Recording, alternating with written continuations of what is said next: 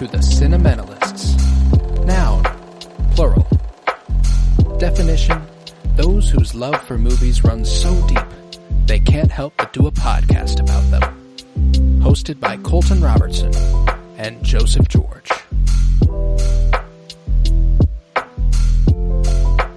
Hello everybody and welcome in to the Cinementalists, where today we conclude a month of watch list maintenance with what is yet another insane high point. Like, I am bewildered we've gotten as many of these as we have in this month of April. Silence is the film we are covering today.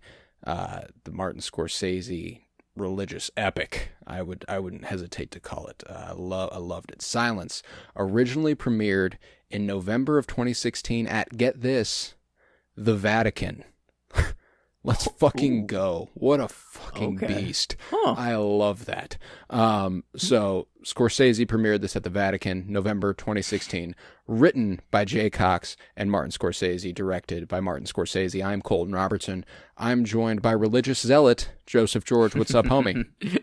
Oh, what up, what up? Always a pleasure to be here. Oh, and it's always a pleasure to have you. Now, me and you have been on record on numerous occasions about our religious affiliations, and I'm sure we'll dive into that more this episode. It's an inevitability with a movie with this subject matter, so I won't give away the game, as it were. But that wasn't the reason I chose this, as the one we needed to get to. The reason I chose it is because I love Martin Scorsese. You love Martin Scorsese. I love Andrew Garfield. I love Adam Driver. I was like, I can't. It was one of those things where, genuinely, as befit the theme of the month, I cannot believe I hadn't watched it sooner. I was like, it's finally time to cross this off, and I'm so fucking glad we did. How'd you feel about Silence?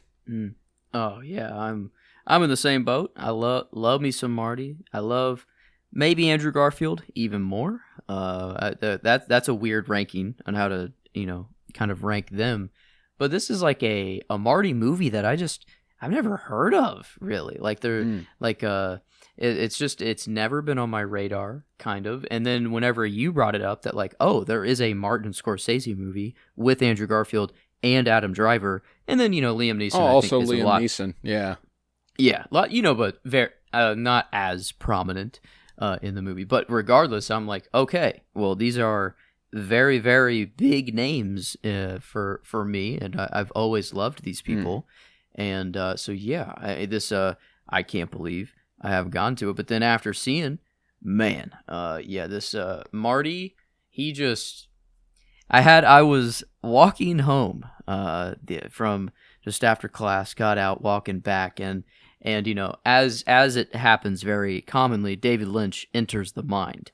But ever since watching this movie, I'm like, ooh, I was comparing Lynch and Scorsese. Oh, yeah. And this movie made me, and I don't know if I'm looking too deep into this or I could be just blowing gas, but I feel like when Lynch makes a movie, he might not even know truly what he is going to shoot next sometimes. Like, I think so, it's just kind of whatever comes to him goes. I feel like Scorsese has like more of a complete vision before he even sets out for a movie. Like, I feel like he just knows. Yeah. And you're comparing just completely different filmmakers.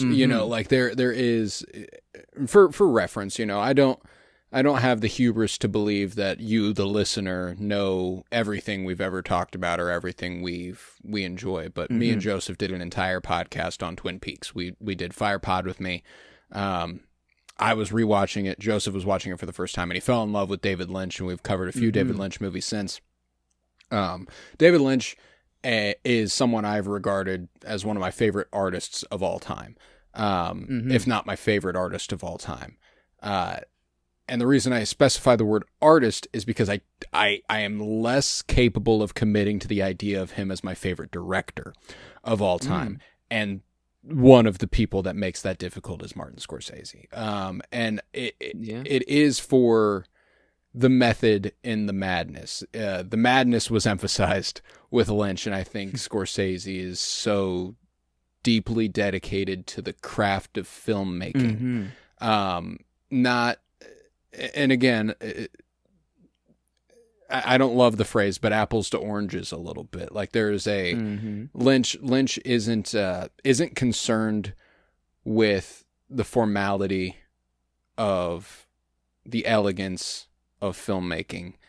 He is concerned with making something truly original that nobody's ever done before, and there's a different feeling about it. Scorsese, while Lynch did share a reverence for, It's a Wonderful Life and The Wizard of Oz and some really, really iconic old Hollywood films, Scorsese watched movies when he was younger and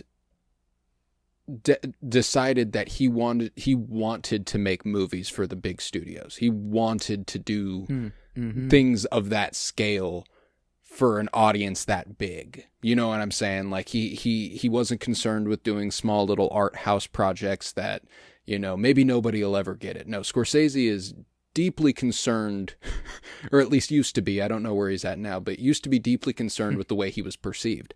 And the thing that makes that impressive is that he never compromised his artistic vision for the sake of the masses. You know what I'm saying? Like even his quote unquote one for them, one for me sort of film is Shutter Island. You know what I'm saying? And that's still a deeply, deeply good movie, and that's his one for them. And I think it's really, really impressive that he is capable of having made movies for nearly 60 years. Like he's been doing this so fucking long. Taxi Driver was 50 years ago this year. That's insane. Taxi Driver was 50 years ago this year. And for his best 4-film run to come between the ages of 70 and 80 is absolutely fucking insane. And I will stand by that. And there's a few I need to watch. There's a few breaking up things that could poke holes in that I just haven't seen yet. I was pretty confident this would be it because Wolf of Wall Street, Silence, Irishman, Killers of the Flower Moon is fucking insane. Sure. That's insane. But, there's a stretch where he did Last Temptation, Goodfellas, Cape Fear, Age of Innocence. And I've never seen Cape Fear, but if it's that good, that might give this a run for. And the amount of runs you can do that with over the course of such a broad career and such a deep career. Like, I just named 8 films that he's done over the course of like a 40 film career, and David Lynch only ever did 10. You know what I'm saying? Like, and that's, again, when it comes to the comparison, I guess what I'm saying is there isn't one. And wrestling with the idea of who your favorite or who you prefer is always going to be difficult, especially when they make such massively different things. And Silence, thematically, is in line with a lot of Scorsese work. I don't know that he's ever tackled it so literally aside from Last Temptation of Christ. That I haven't seen. I guess I got to make make that trip. The Willem Dafoe Jesus, and then Andrew Garfield kind of, he has the Jesus hair. He's not really playing Jesus, but right. he's the only Christian in Japan that I see for a long, long time, and he might as well be Jesus. And so, I think this pair, or getting these 2 movies back to back, would be really, it would be cool. An incredible double feature. Because he's dealt with a lot of religious themes.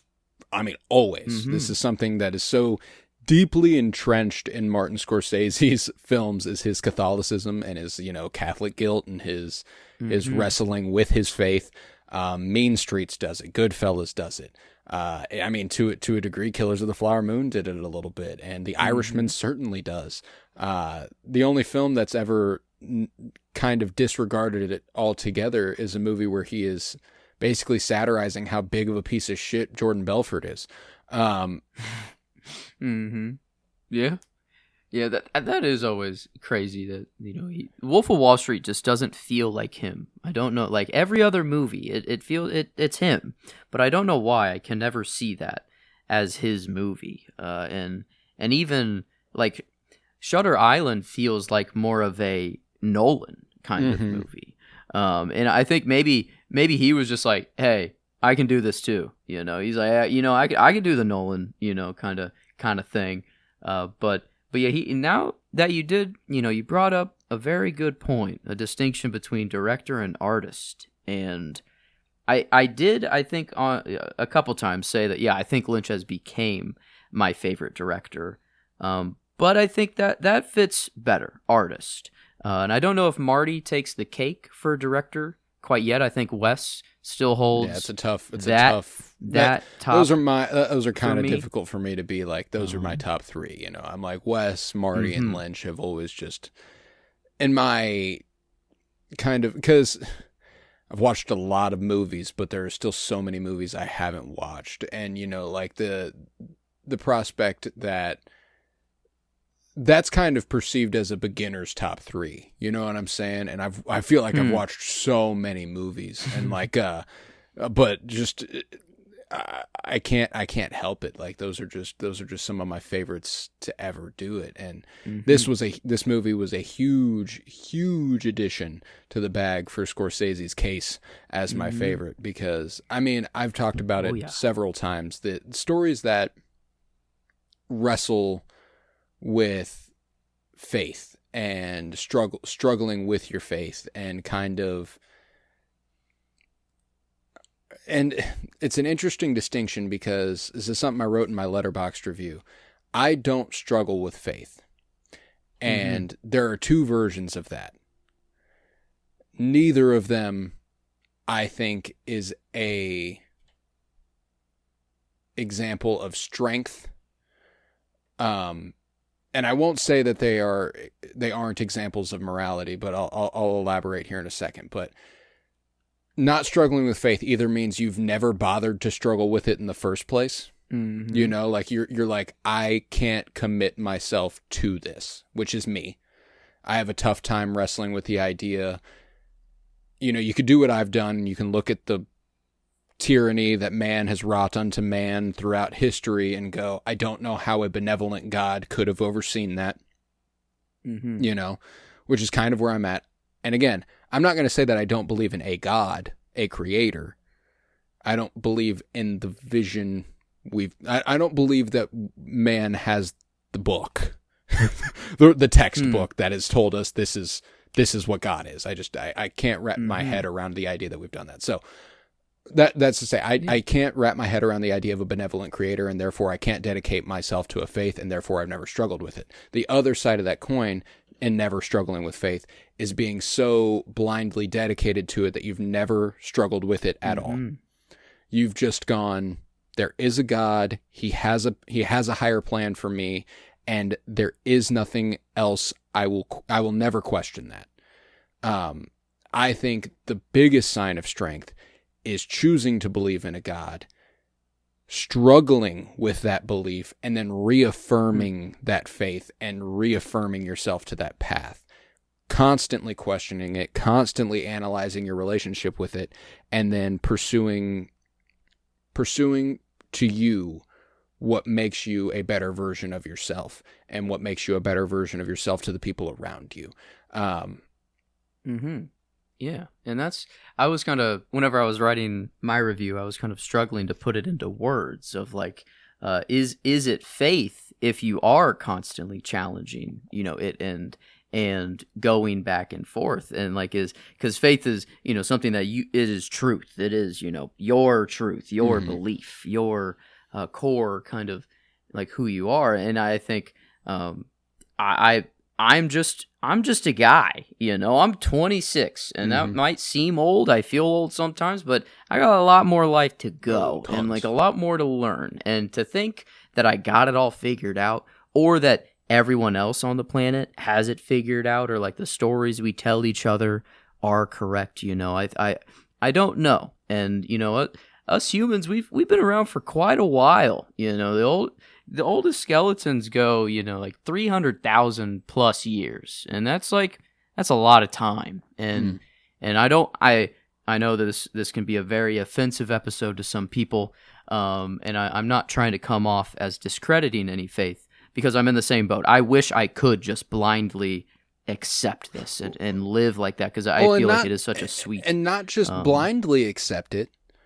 I wish I wish I had the strength of Andrew Garfield's character in this movie. That's the fact that he dedicates himself to this so fully, has his faith so, I would say, irreparably shaken, but it's clearly not irreparable, because he maintains it and he holds on to it even in the face of such struggles, and he questions it thoroughly, and he wonders. That's human. You know what I'm saying? That's what makes people people. It's what separates us from a God. That's humanity to me. And the fact that he struggles with it so thoroughly and then reaffirms it, commits to it, and I'm trying to find the right words, because again, this could be an offensive episode to some people, but if it offends you, I don't mind offending you. You know what I'm saying? Like, there will be very, very reasonable Christians who, if they listen to this and hear this, will completely understand where we're coming from. You know what I'm saying? Like, there are several people who are, and I would say most Christians, there's a very vocal minority, I think, that are, you do it this way, and that's the only way to do it. And that's for every religion. You know what I'm saying? Like, there is no alternate path. Adam Driver's character, whenever he goes, no, you cannot do that. That is blasphemy. You will sin and you will die. And he's like, dude, like Andrew Garfield's like, do what you got to do to stay alive so that you can keep worshiping God. You know what I'm saying? Like, that's, it's the perspective, many gray areas. And the thing that I love about Andrew Garfield's character is that his opinion of religion clearly aligns with my opinion of religion, even though I am nowhere near the Christian he is. The idea that worship and faith is internal, that it dictates your life. It dictates your flow. You cannot decide, again, my religion says that you can't do this. No, your religion says that you cannot do this. My religion says that I cannot do this. That is fundamental. And the idea that at the end of this movie, that last act, or that epilogue of sorts, whenever it's breezing through the end of his life, and you see that he was clearly dedicated to Christ the entire time, like he was fully committed, and it was all internal. He never outwardly prayed. He never showed his faith in the traditional ways. He didn't participate in, mass or anything like that, but he was clearly at peace with God within himself, and I think that is the perfect example of religious ideology to me. Like, that is, and it's not to say that that's what it has to be, not by any stretch. If you want to gather at church and you want to pray, absolutely. That's so cool. Do what you got to do to affirm your faith the way you see it. Just make sure it is the way that you see it. You know what I'm saying? Like, as long as it is what is fulfilling you as a person of faith, and you're not doing it because you're a person of faith. Yeah. I think that all adds up. And the second that you force it onto another person, that's the part I can't get behind. Like, I love that someone can be so overwhelmed with their religion that they want to share it with others. But then when you say, oh, well, if you don't believe the way I do, then I'm either going to kill you, or, or like when inquisitions happen, when, very bad. Terrible. It's a very slippery slope that can happen. And I think that's the beautiful part of faith to me, is that it is a very individual thing. It is, it should kind of be you first, and not being, not you being told to be a Christian or you being told to be a Buddhist, but you make that decision. And then there are many other people out in the world that have that same belief or share it. So I think like the more like it's shared for a reason, but the part that I can't really understand, or that hasn't quite clicked for me, is that say I just happened to be born on the other side of the world and I grew up in China, there's no way I'm like, going to be a Christian, or it seems that it is such a product of your environment, and I don't like what the thought experiment that I like to go to is kind of remove every culture, remove every country, and borders. We are just one humanity. And if I was just plopped onto the planet, with no civilization at all, like do we still arrive at a believing in a higher power? And I think that is true. I think you look at the sun, you look at the moon, you look at the world around you, and you're kind of like, dang, it's like they're again, it's why I'm not, I guess the place I would land on a religious spectrum is agnostic. Like I definitely think that there's too much that seems too perfect. And again, science probably negates this. But like, it's too perfect. Like the world that exists as it is beautiful in like every regard. And I know that the universe is infinite and that there is inevitably life beyond here. But it's nowhere near us, dude. You know what I'm saying? Like, it's so far beyond us that like the fact that we exist at all is a fucking miracle. And again, if that means we just evolved from like, amoeba, and then we, evolved and evolved and evolved and evolved and evolved into the point we are, which I think is every bit as possible. And I don't think it negates the idea of a God that created things, but I think it's more of a clock winding situation.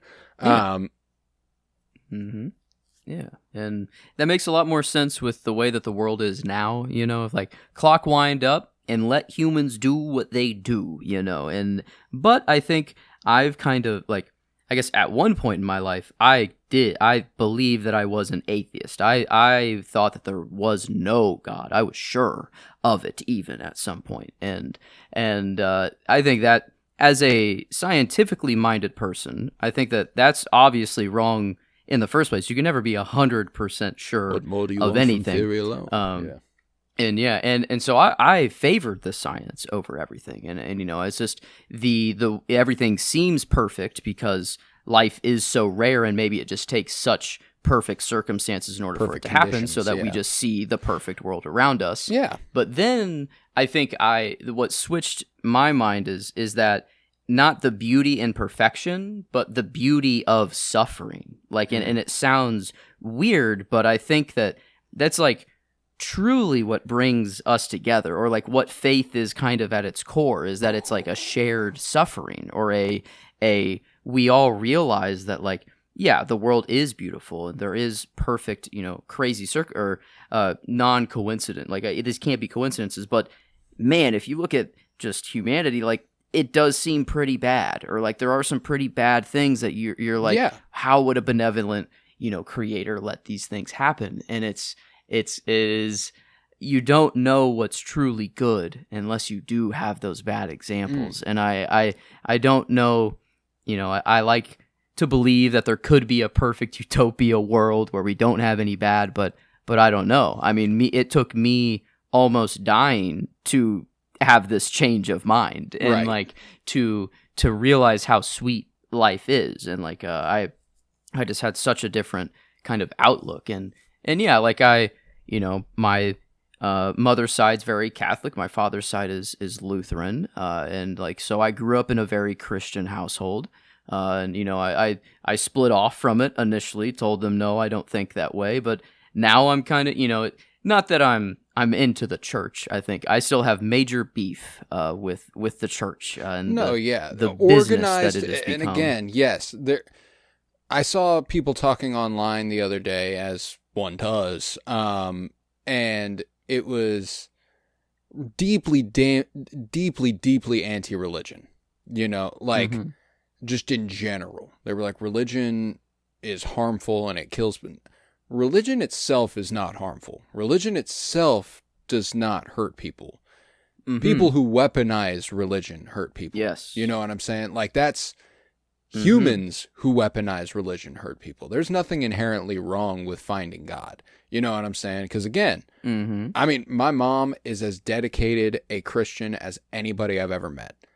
That woman, I don't know. I think it's an honor. I don't think it's blasphemy to label her a saint. You know what I'm saying? Like, she is one of the kindest and most nurturing and giving people on the face of the planet. And while she would love for me to be a Christian, she has never once made me follow that path. She has never once been like, you are going to church every Sunday. You are going to do this. You are going to do that. Because she understands that if I'm going to find my way to it, I'm going to find my way to it. That to her is quote unquote God's plan, like my little brother, my littlest brother, because Quentin on the other side of things is the other example I said earlier for the not struggling with faith. Where I don't struggle with faith is because I've never committed to faith. Where he doesn't struggle with faith is that he's just like, yeah, fuck it. There's a God.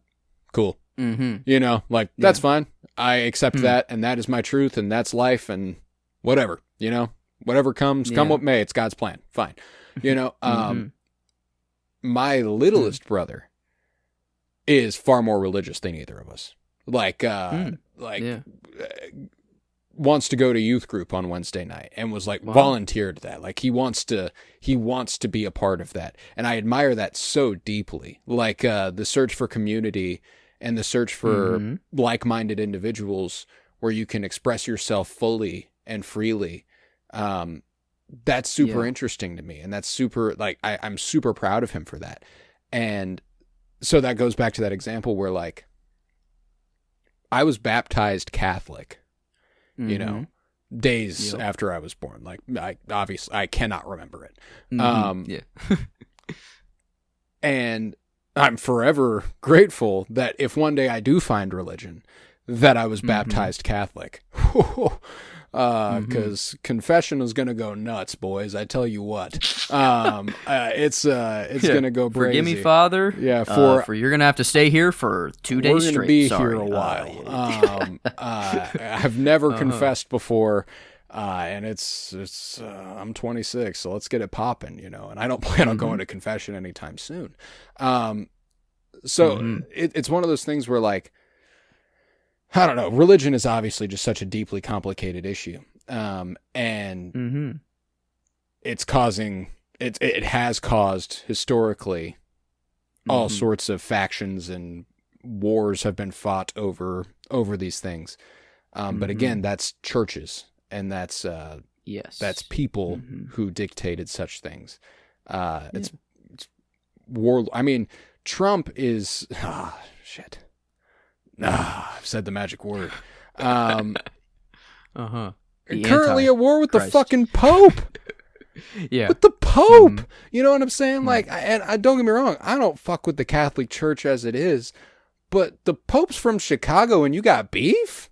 This is the first American Pope ever, and you're not like, that's an American Pope, let's fuck with it. No, you're like, he's an idiot. He's weak on crime. What the fuck, dude? Like, there's so many ways that religion can be weaponized. And you see it actively in anti-LGBTQ propaganda, and what are they teaching in our classrooms, and the idea that the separation of church and our president is sworn in on a Bible. They all do it. Didn't one actually choose not to, or have they all? Has not a single one? I'm pretty sure they've all done it. Maybe I'm wrong about that, but, like, I don't know what practicing religion Barack Obama is. Oh, wow. What's up? Interesting. I guess a couple of examples. John Quincy Adams used a book of law. See, that's not just so a far back religious that nobody would text. give a fuck. Yeah. And then Franklin Pierce, he was a Quaker, and not, I guess, a Christian. Another law book.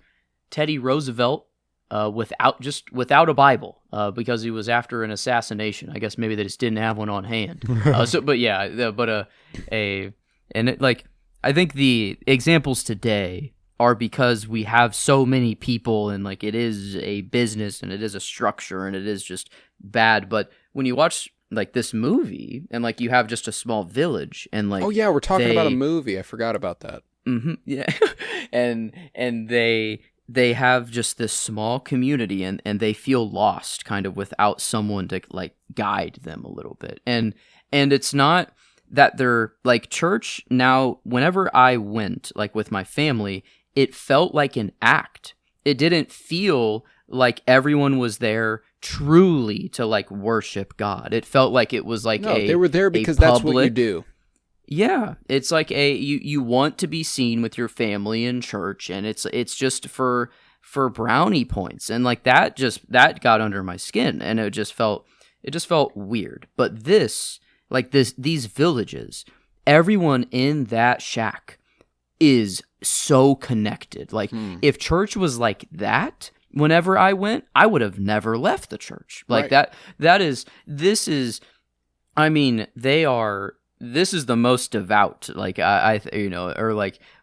people willing to fully die for their beliefs. And I don't really know, I don't know where to stand on that quite, like if you truly should, I think there's a line, Mm-hmm.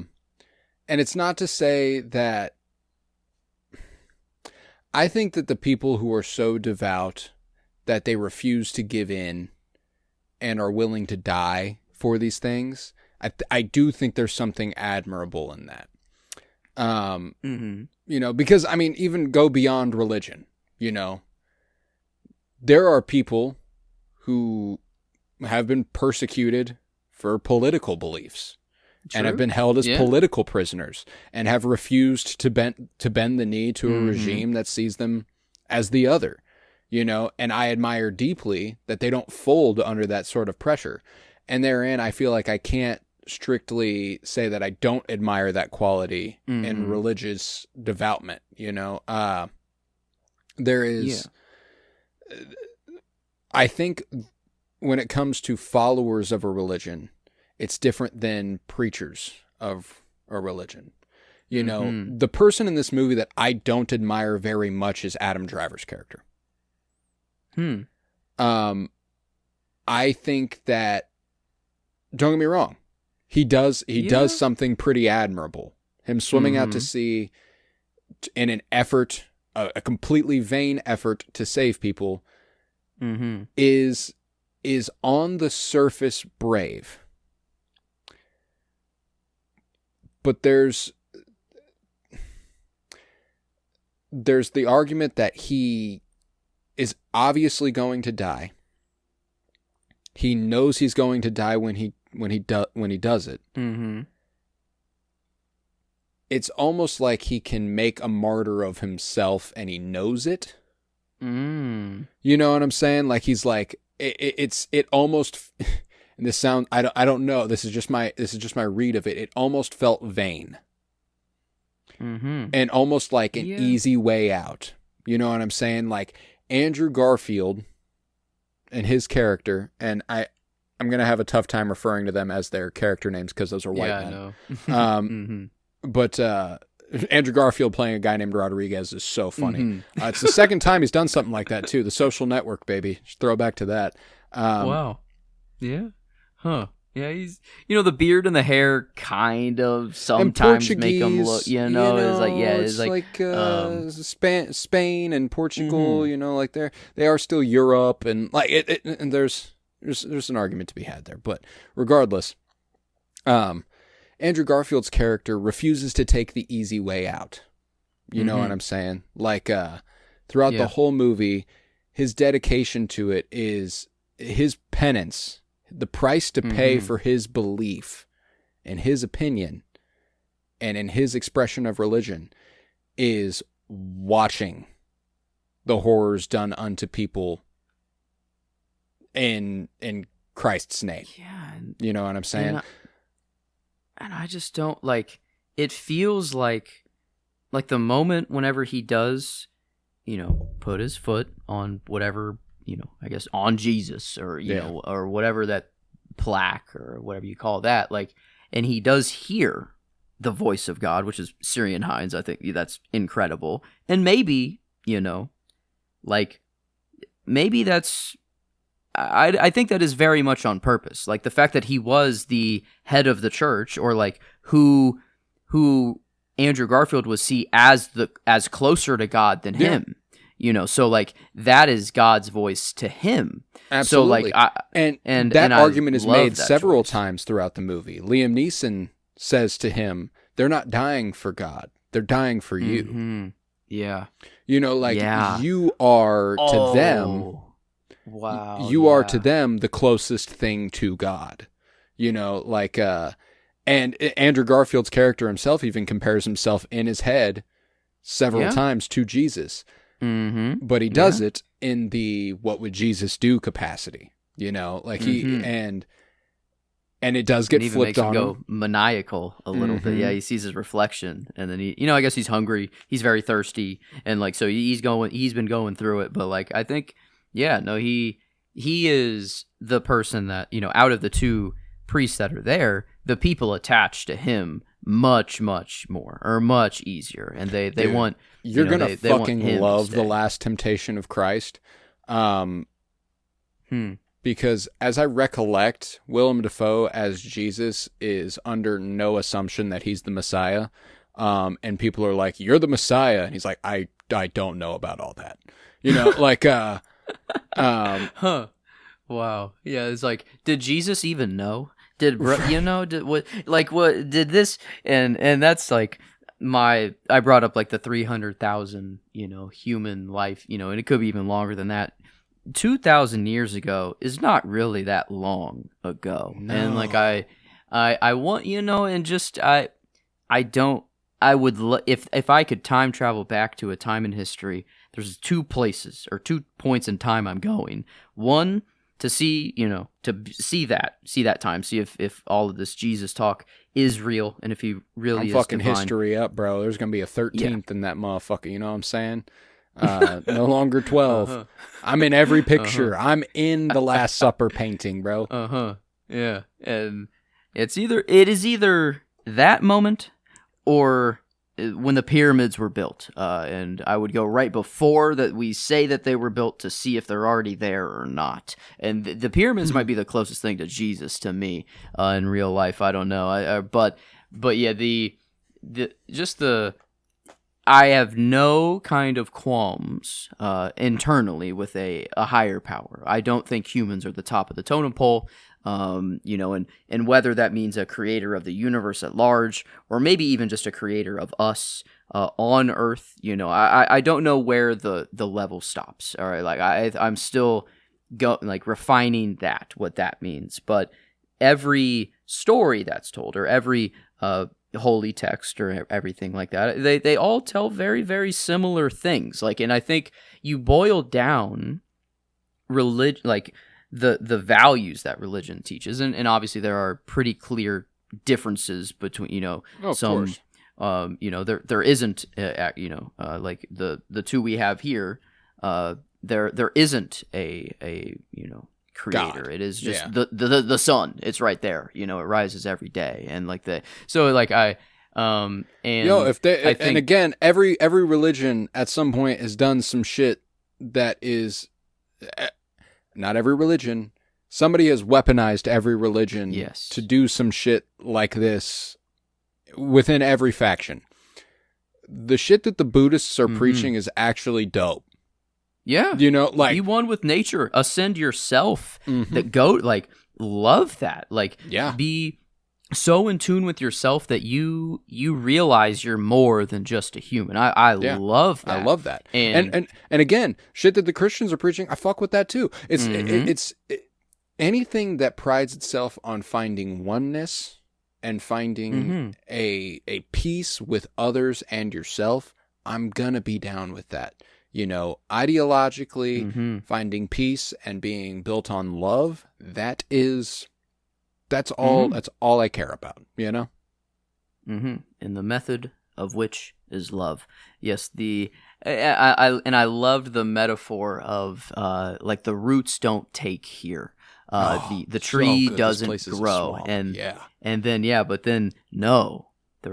poisoned the land. It would have been fine. It was fine. There were, I think, I brought up 300,000 years, but Rodriguez brings up 300,000 Christians were in Japan at one time, and then oopsies, a few guys got together and said, actually, we don't like this in our country. Let's do something about it. And then, dang. So, that doesn't Japan feel great again. Yeah. Yeah, that doesn't feel like that is just a few people that had just such a big impact, and it feels like so much more suffering or very, very bad.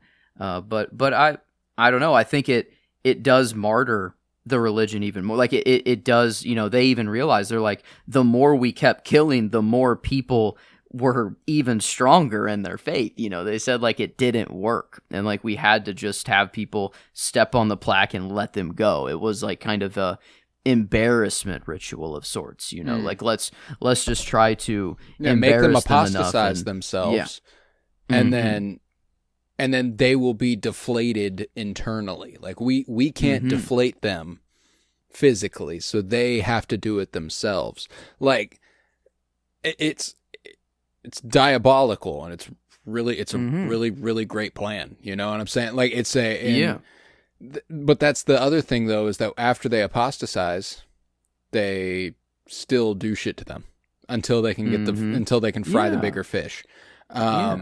So it's again, tyranny begets tyranny. There is no end to it. Like if you're a tyrannical ruler and the way you rule is fear and violence, no other way. There is not a future. There's not a future where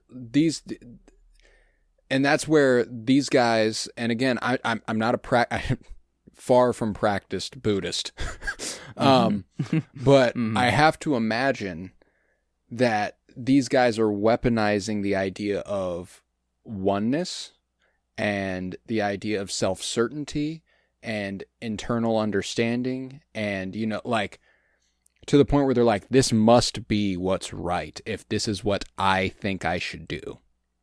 You know what I'm saying? Yeah. Like and again, this is the same thing that ends up getting weaponized by every religion, is like, it must be God's plan. This must be what Allah has planned for me. This must be what I'm supposed to do. That's why I think it is always good as humans to always be evolving and always be changing and always be challenging yourself. And I think one of those things that needs to be evaluated generally is your faith and your belief in things. I used to be a quiet atheist too. I'd tell people, I'm not sure, but I didn't believe, I didn't believe there was a God.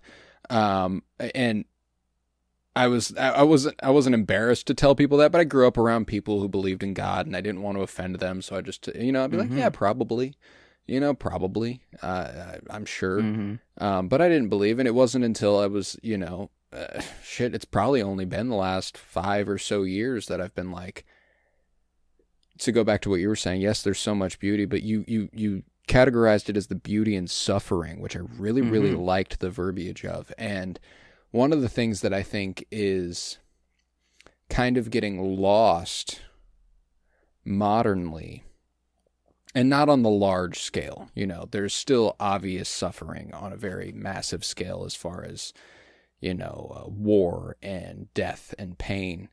But the suffering that makes you better. I don't think war makes anybody better. I don't think death makes anybody better. I don't think pain makes anybody better. Not that kind of pain, the small scale suffering, which is on a very small scale, not being able to breathe after you sprint. Trying to paint something and not being able to paint what you want, and it's pissing you off.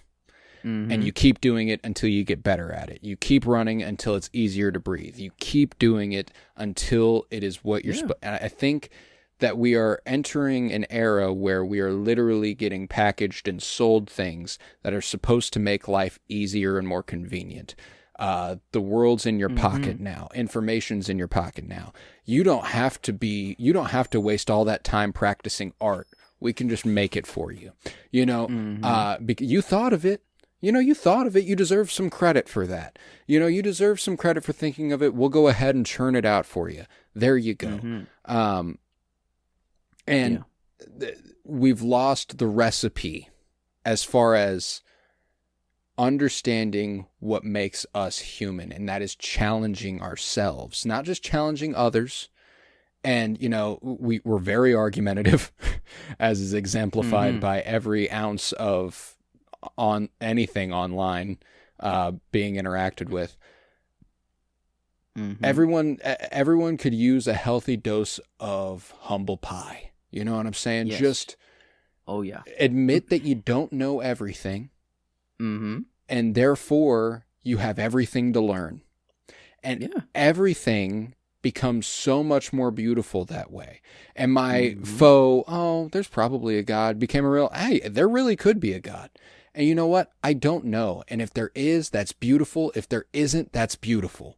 And I think that there's and I hate to sound like, I feel like I sound high horse, holier than thou, forgive the expression, whenever I say things like that, because it makes it sound like I've got things figured out, and I don't. I couldn't be further from having things figured out. But I know that things I don't struggle with are the idea that I know everything, I can't be proven wrong because I don't know shit. You know what I'm saying? Well, if you teach me something, I am so happy that you taught me something. If I'm arguing with you and you bring up a good point, I'm not going to double down on my bad argument because I've made a bad argument. You've made a good argument. You know what? You're right. Yeah. Holy shit. And I just think that everyone could benefit from a little bit of that. Now, there are obviously things that I am immovable on. That's just human. That's just like that. There's stuff that I believe foundationally that there's no amount of arguing anybody could do that would sway me to stop believing in certain human rights and inalienable human rights. And, you're never going to convince me that it is a crime to be gay. Or, you're never going to convince me that is damnable to hell.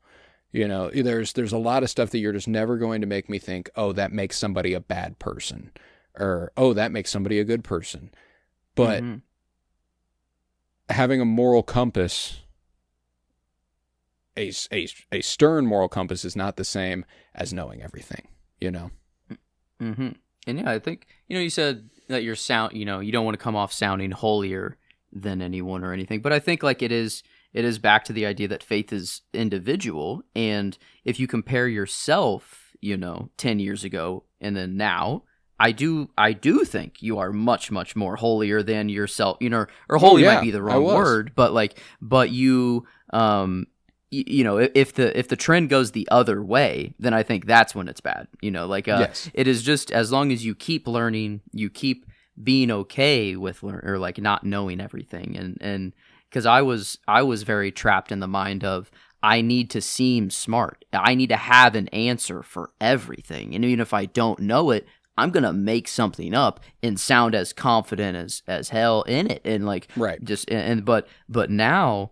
if I can say I don't know to something, ooh, does that get my gears turning? Like, it's like, ooh, now I have something more to figure out, or now I have another thing to learn. And yeah, so it's like I'm going to connect that back to At Eternity's Gate. Whenever Willem Dafoe is sitting there reading Shakespeare, and he says, I don't understand some of the sentences, but I kind of like that. And, the barmaid's like, I like understanding what I'm reading. He's like, I get that, but I don't know, I like the mystery. I like not knowing. I like trying to figure it out. And again, I think that applies deeply to religion, maybe most deeply to religion on a universal scale. Yeah. Do you want, there was a time where illiteracy rates were just so high, people could not read, that you needed to have like a priest or someone to read the Bible to you, or like church, but like now, everyone can read it for themselves, or like it, like I think like it is a lot of people can. You don't need it isn't like as necessary for like a priest anymore. I think what a priest is now is just, that is someone who spends their entire life, like that is all they do, is think of these things, and being like, in another life, I feel like I'm a monk. I am just in a temple thinking and philosophizing all day long and just going down the weeds of every little thing. But no, I think I need more action, I think, in my life. I can't be that that put in one spot. But yeah, like and again, it does feel like a little arrogant or holier, but like I do truly think, like I have a conversation with myself 10 years ago, and it's just it's a completely different person, and 100%.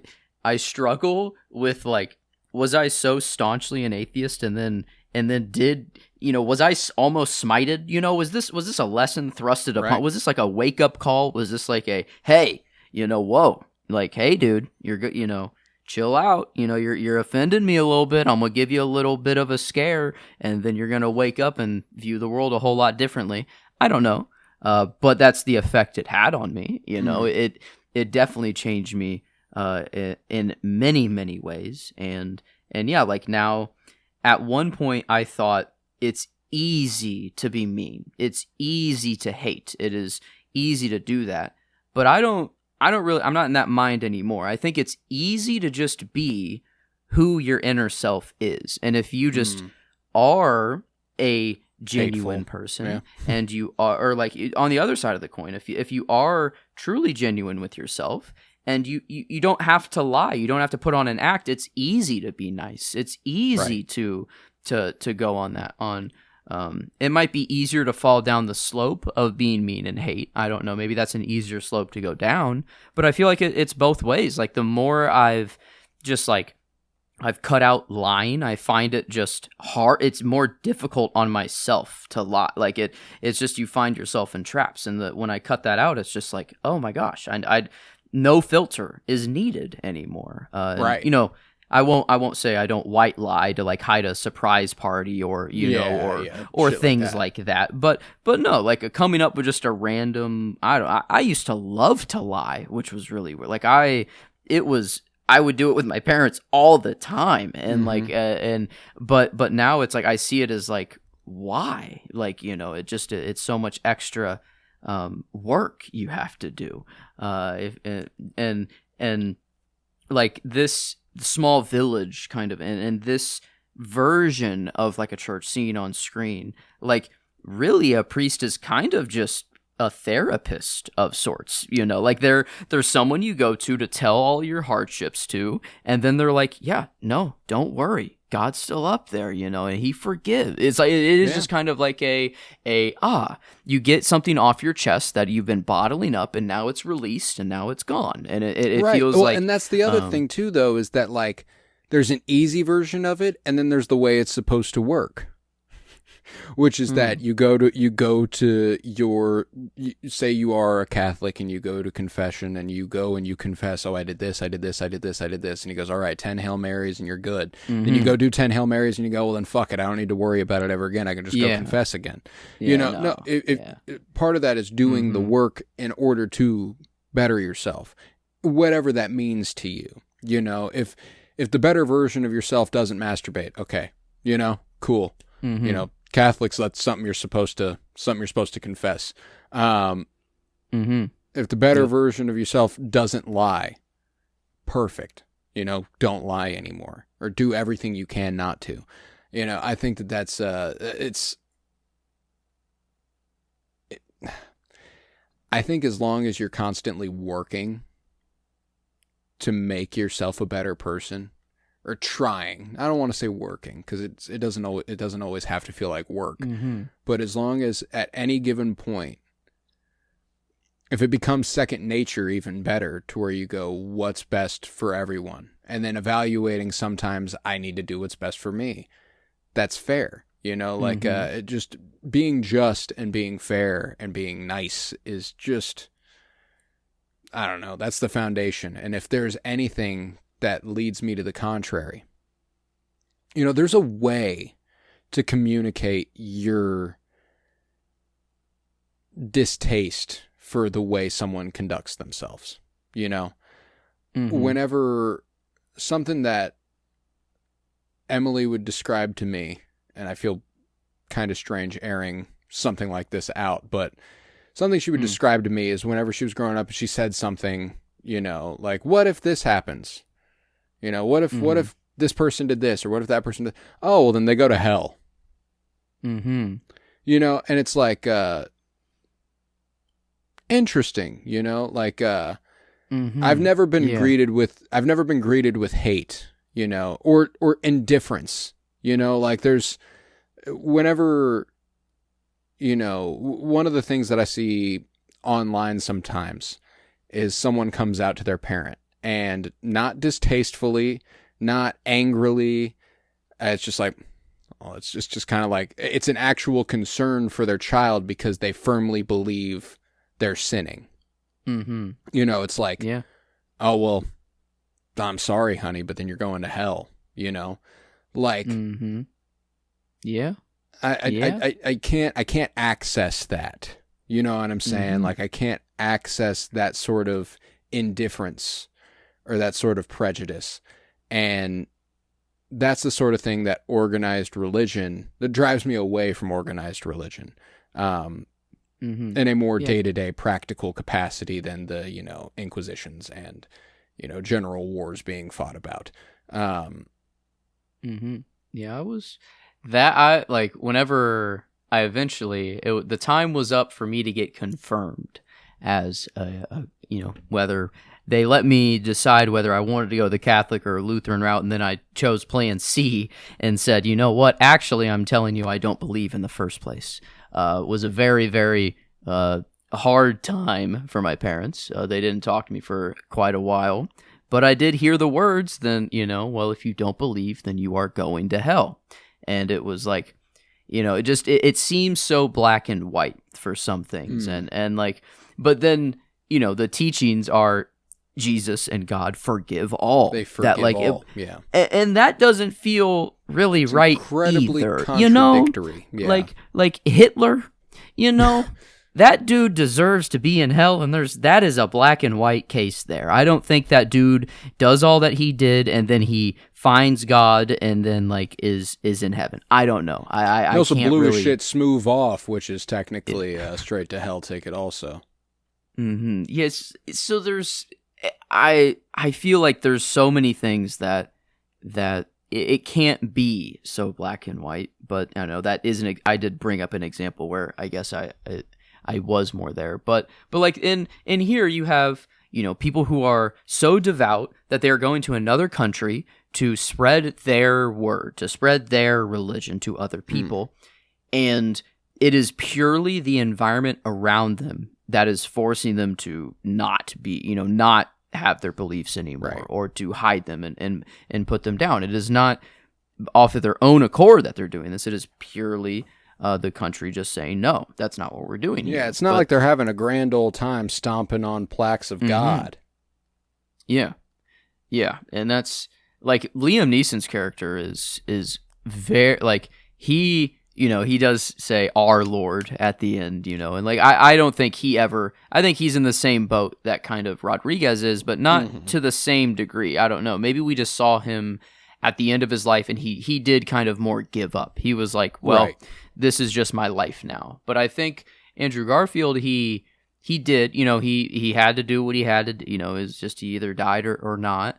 But I, he never lost sight, I think, the whole time. And yeah, I think that's like whenever you do hear the voice of Syrian Hines coming in there. Like I didn't expect to hear anyone, or anything, and then actually, hearing that was, I don't know, like there were so many like goosebump moments. There were so many. And then like terrible moments too. Like I was eating a sandwich during during the beginning, I'm like, oh well, I'm not going to eat yet. They're pouring boiling water on people and torturing people, and then it calmed down a little bit, and I'm like, okay, I think I can eat now, and I started eating, and then they start wrapping people in hay and then burning them at the stake. I think this was when the guy who over and over Kichiro what was it? It started Kichiro. With like Kichiro. Kichiro? And incredible character. When his family, also. When his family was going, and like that was his punishment. I'm like, oh well, I can't eat right now. Like this is, I feel like one is just. I love that character, by the way. I love Kichihiro. I really do, and the reason being is that I think by the end of the movie, Andrew Garfield's character understands. Understands that character and why he conducted himself the way he does, but just on a human level, on the simplest level, the reason he has to keep doing this, which is apostatize, apologize, apostatize, apologize, apostatize, apologize, is because if he was ever going to just accept it, it was going to be when his entire family died. Now he can never go back. You know what I'm saying? Like there's a level where like if he was ever going to just commit to this and I'll die for this, it should have been then and there with them, but he chose to live, and therefore every chance he gets, he has to choose to live, or else he's doing them a disservice. You know? Is, why, like, it pushes people further into their faith. Like, it is like, it's more of like a guilt. Like, you're guilted into your faith kind of at that point. Like, they already believed in the first place, but now, like, well, you can't really give up now, or else what you did is completely, just useless. Your family died for nothing. And, like, and this is kind of going outside of the world. I guess I'm fresh off a Daredevil episode, but the idea of, what's the Poindexter? Is that his name? Yeah. The guy who is like, it doesn't matter. None of this matters. Like you think that what you're doing actually matters, but on the grand scheme, it's nothing.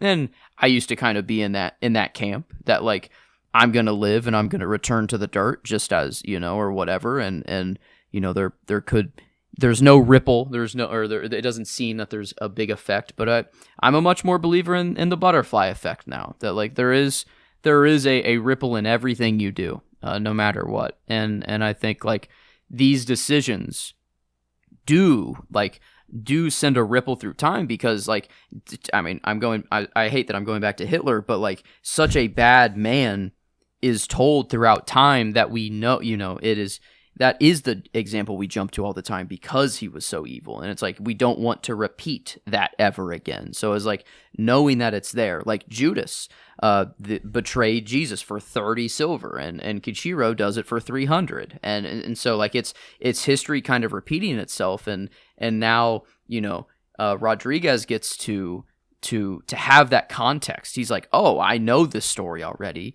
And instead of, he has frustration with Kichiro. He doesn't fully, he does have, kind of, he turns away from him at first and he smells bad or whatever, but he does forgive. He does, like, he understands. And I think like there's so many many avenues that this movie goes down that are just so beautiful, like different levels of faith, different, and how many people it affects. And then just seeing what a government can do to fit, to completely just rip everything up from the roots. Yeah. And so it's like, this was, I feel like we haven't been, like I haven't been, loving the movie or praising Marty and Liam Neeson and Andrew Garfield and all these people. I think it says a lot whenever a movie can make us talk about things in a way that isn't strictly about the movie. It's what the movie is about.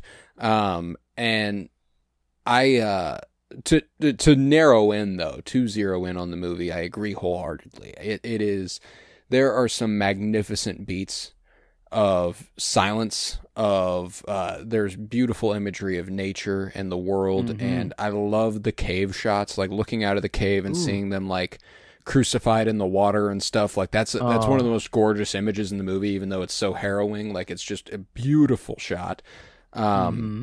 There's unbelievable performance from Andrew Garfield, probably my favorite of his career. Yeah, that's hard for me to reconcile because I've always been a Tick Tick Boom truther as far as Andrew Garfield's my favorite Andrew Garfield. But oh man, I think this just did it, man. Adam Driver, incredible. Lost 50 pounds for this role, and you can tell. Yeah, that man. Yeah, and here for reference, this is a gentleman who has that fucking girth. By the way, Adam Driver. Yes, he does. Look at the size of him in The Last Jedi. Yeah. This movie was 2016. The Last Jedi was 2017. Oh my God. You know, is Buff Kylo? That's The Last Jedi, I guess, technically. You know, or when he has his shirt off, swole Kylo. Yeah. But like, no, he's still that big. He was still. He's a big like dude. That. Yeah. In Force Awakens. But man, yeah, I think the biggest example, or the weight loss that I always jump to, I still haven't seen it, but the Christian Bale. Yeah, Machinist. Yeah. Yes, Machinist, yeah. And I think like that is the craziest one I've ever seen so far. But this one did shock me. I'm like, holy crap, that's Adam Driver. I'm like, oh my God, is this a body double? Is this, but dude, like he looks itty bitty. Like the shape of his face is weird because he lost so much weight. Yeah, and even Liam Neeson at the beginning of the movie, I feel like, I feel like he looked even like not as much as Adam Driver whenever he popped up there at his end, but yeah, there was some. I mean, they put in some performances for this one, and I think like it's Marty Scorsese's at the helm. I'm gonna lose 50 pounds for this, for this movie. I think like that's like it's another show of kind of the prestige of what's being made, and we're at that point now where I'm like, just give me 15 more years of Marty. Magnificent. 97, let's go. That's a long fucking life, you know what I'm saying? And he'll be making movies until the day he drops, but give me another Andrew Garfield movie with Martin Scorsese, please. Just please. He dropped out of the Frankenstein movie because of scheduling conflicts. I'm praying it's for a Scorsese movie, because there's been rumors about another Scorsese Jesus movie, and I would love it if Andrew Garfield stepped back into that sort of literal role. I would just love to see them work together again. But Scorsese is just, he's on a fucking tear. Like the last 4 feature films he's done have been some of the best movies he's ever made. And I know me and you are in a different camp, not from each other, but from most people regarding The Irishman. Like The Irishman is not a popular movie. People don't love The Irishman, but I fucking love The Irishman. And I think that he's just such a brilliant filmmaker, and I think that don't mindlessly praise everything he does, but engage with it honestly, and Jesus, there's some really beautiful stuff to find there. And this is, there's an argument to be made that Killers of the Flower Moon and this are the 2 most significant pieces of film he's ever made. Like they are magnanimous. They're definitely my top 2 from him, and I think it's if I had a gun to my head, and it might be recency bias right now, I think I do choose Silence. But Killer, like I texted you that it felt like Killers of the Flower Moon was more complete, and I don't really know where that's coming from, and not to say that this movie doesn't feel complete. Like it is 2 hours 40 minutes, but man, like it was like at the start a little slow, but then once it started, once you get in, you're just like, oh, I was enveloped completely.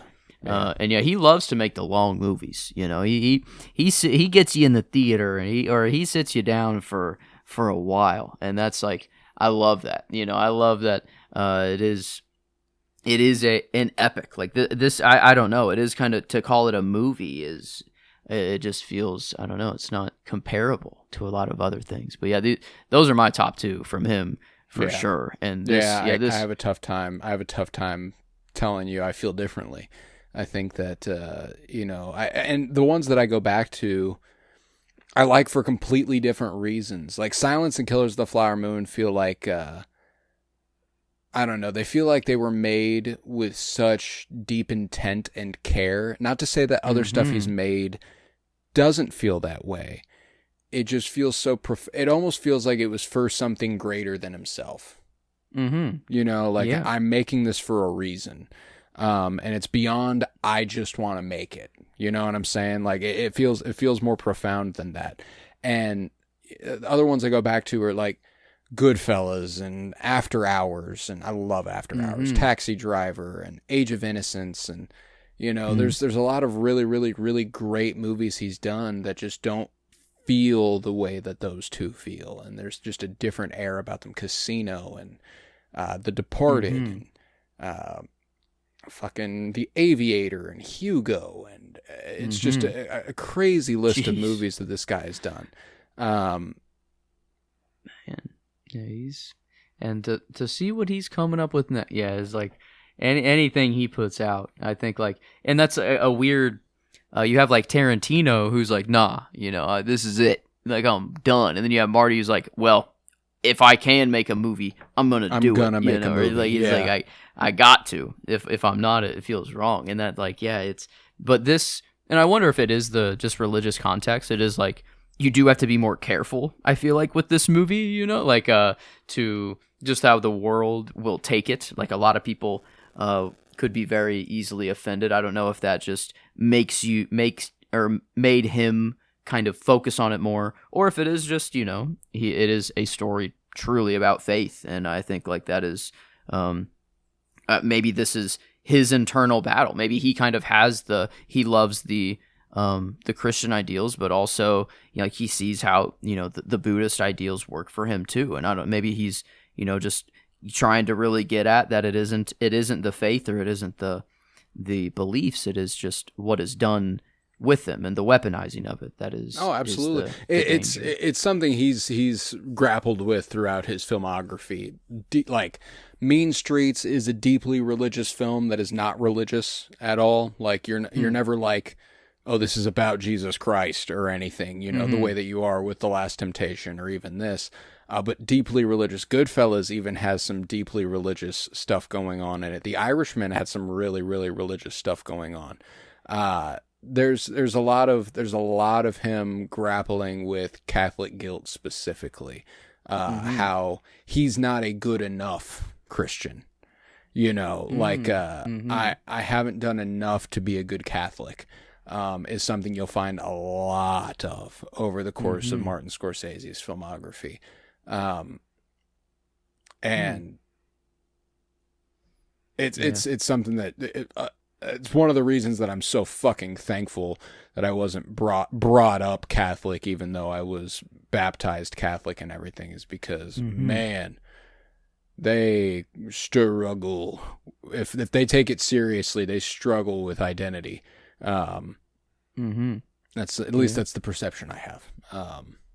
And man, I don't know, like, he has made Last Temptation and this, and I feel it might be repetitive to do it again, but no, run it back with Andrew Garfield, and let's go, you know, or maybe flip just Andrew Garfield is the second coming, you know. Don't make the old, you know, movie. Don't tell the old story. Tell a new story, and then just our new Jesus. I'm pretty sure the concept that's been floated for a new Martin Scorsese Jesus movie would be placed like in modern day New York. Whoa. Yeah, like, it would be Jesus. I keep thinking of other movies that Marty's did. Gangs of New York. That's another Marty. I was like, what's the gap between the late 90s, or Bringing Out the Dead, Gangs of New York? You got Raging Bull in the 80s, The Last Waltz, I need to see The Raging dude's- Bull. I've heard so much about that Raging one. Bull's I so think that's- fucking good. yeah, One of the greatest sports that's- movies ever. Just boxing, so it's cinematic as hell anyway. But yeah, the complete flip the script there is like this I get much more behind this virtuously and all these ideals that are being spit here, but fighting, I'm so much not a fighter, but man, is it entertaining to watch two people just in a ring go at it's like we're a weird species. We got some weird our brains just I don't know how that's it's so complex that it's beyond us. That's why I always go back to like there has to be something above us. It feels like, but yeah, this I love the fact that we were probably 70% of the talk we did was not even strictly the movie. It was just purely like life, what the movie's and, about, and that is what movies are supposed to do. You're only in there supposed to do for 2 hours and 40 something minutes, I think. 41 minutes, but I think it also aligns more with the ethos of what the title of our podcast implies. We once got a YouTube comment that said something along the lines of, I love the name of your podcast, but it says more about you than it does movies. And I'm like, that's what I want though. Mm-hmm. Yeah. I want to talk about the movie, of course, but I think channeling a larger conversation through a movie, I think is much more fun to do. Some of our most boring episodes, I would argue, are us not being able to do what we did here. We sit down and we watch movies sometimes and we go, how are we going to talk about that for more than 45 minutes? Because me and you, we can talk about anything for 45 minutes, which sounds like a lot to some people, but for us, 45 minutes is so fucking easy. This was not one of those. I was like, this is going to be a chonker in comparison to some of our other ones. But, man, it was... Yeah, it was like, it's... I knew while watching. Like, I'm only 30 minutes into the movie, and I'm like, okay, this one, it's going to be tough to keep the train of... I thought I was just going to get lost, and I did a couple times. I went down the pyramid route. I went down, I went on some crazy tangents. Ever so briefly. But no, this was... I think... I will say it is my Marty top one. I think, and I don't know if that is just... I'll have to watch Killers again to reassess, and maybe when I watch Killers, I'm like, oh man.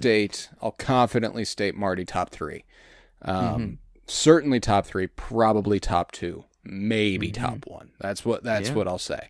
On a given day, I guess, is what day of the week it happens to be, which viewing happened to be the most recent.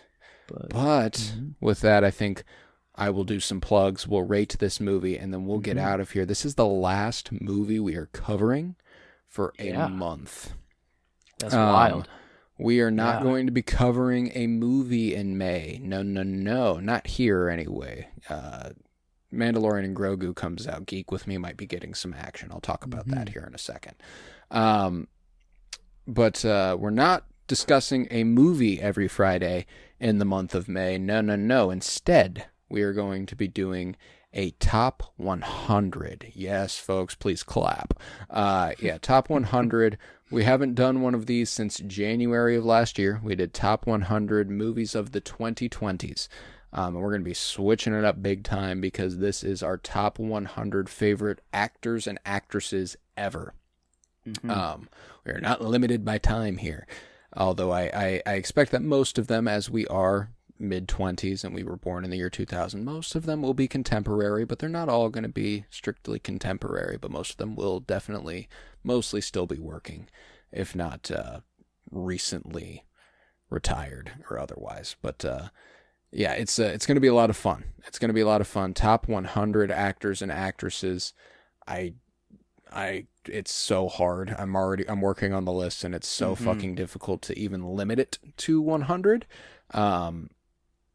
To the point where if we'd had a better jump on this, because this episode that I'm recording right now comes out, it's after midnight tomorrow. which means we have less than a week to record 2 episodes, which will be coming out next Friday, part 1 and 2 of the top 100. That's the entirety of the 90s and the entirety of the 80s. And there'll be 10 per episode, 10 parts, 5 weeks. Great deal. Top 100 actors and actresses coming in May on the Sentimentalists. I briefly mentioned Geek With Me, as The Mandalorian and Grogu does come out next month, so we're not totally going to abandon movie coverage, I imagine. Yeah. Because I'm going to go see that, and I imagine I'll be sitting next to my boy Joe when I do so. But we will almost certainly be discussing that on Geek With Me, and if we don't, we will be discussing other things on Geek With Me. Maul, the Shadow Lord, is on right now. Daredevil Born Again will be coming to a close pretty soon here within the next couple weeks, and Joe mentioned Daredevil a little bit ago. That's something that we are enamored with, so I'm excited to talk about that at some point on Geek With Me. I already did the plug for Fire Pod with me at the beginning of the episode, because how are we possibly going to go an entire episode without bringing up David Lynch? We love to do it, folks. We love bringing up David Lynch. It's something we do every week. So that's the slate. The Sentimentalist has the top 100 actors and actresses coming in May. After that is June, which is Pride Month. You can expect a Pride Month slate from us. Still nailing down the movies, but that's the next couple months here. And Geek With Me, nerd shit all the time. June over there, House of the Dragon Season 3. Fire and Bloom will be back, baby. I cannot wait. Very, very excited for that. Let's rate this movie on a scale of 1 to 10. Shit.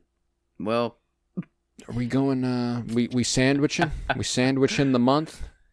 Yeah, I mean, I'm there. It's just I always hesitate because it's like, man, are we just giving them out too easily? But I think no, we specifically chose movies that we haven't seen that we need to cross off, and I think this, we just happened to we got a really good slate, and the fact that we can talk about not even the movie for so long. And I feel like we could have cut out all of that conversation and purely talked about the movie for an hour as well. 100%. In fact, the only reason this episode is ending so soon is to not burden the listener with another hour of discussion. What's more to say than what we said about the movie? Not strictly. It's just so good. It's so good. I'm a 10. I'm a 10 there. It's as perfect a Marty movie as I've seen. It's beautiful to look at. It's incredibly performed. I love the score. I think it's written beautifully. It's performed magnificently. You have to watch Shogun now. You have to watch Shogun. Yeah. Okay. I do have Hulu. I do have it available to me now. Thank you, my sister, for getting a new apartment, and it came with the Disney Plus and Hulu bundle. There you go. I'm in there. Shogun, especially if you're really high on this, you'll love Shogun. Oh my God, so good. But so 10s across the board, I think. Feel pretty good about that for Silence. Yeah. And what a way to conclude an incredible month. We covered Children of Men, At Eternity's Gate, The Green Mile, Scooby-Doo 2, Monsters Unleashed, which Silence just doesn't hold a candle to, and then Silence. Marty. Yeah, sorry, Marty. You will never be Raja Gosnell. But that's okay. There's levels to everything. That's just how it works. But a great ass. This was a beautiful month of movies. Beautiful month, and I can't I'm already excited to get back to movie coverage, and we haven't even started doing our top 100 yet. So I'm very excited. We will be back next week. 2 episodes next Friday. You better be there. We'll see you then. In the meantime, I was Colton Robertson. I was joined by Joseph George. Thank you very much, homie. Oh, thank you for having me. It's always a pleasure to be here, homie. Oh, and it's always a pleasure to have you. And remember, never bend the knee to your tyrannical overlords and your government. Fuck ICE. Fuck Trump. Fuck Benjamin Netanyahu.